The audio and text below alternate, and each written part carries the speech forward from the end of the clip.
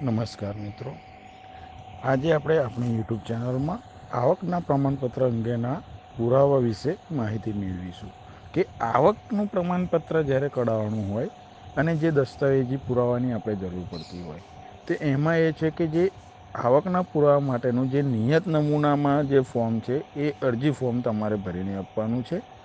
બીજા નંબર પર ફોર્મમાં તલાટી કામ મંત્રીશ્રીના સહી સિક્કા કરાવવાના, અરજદારના રેશન કાર્ડની નકલ, અરજદારનું આધાર કાર્ડ, ચૂંટણી કાર્ડ, અરજદારનું છેલ્લા માસનું લાઇટ બિલ અને 2 સાક્ષીના આધાર કાર્ડ અને ચૂંટણી કાર્ડ.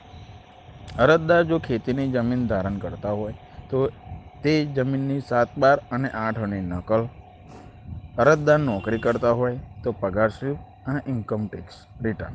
આટલી વસ્તુ લઈ અને નજીકની મામલતદાર કચેરીમાં આ પુરાવા રજૂ કરવાના છે.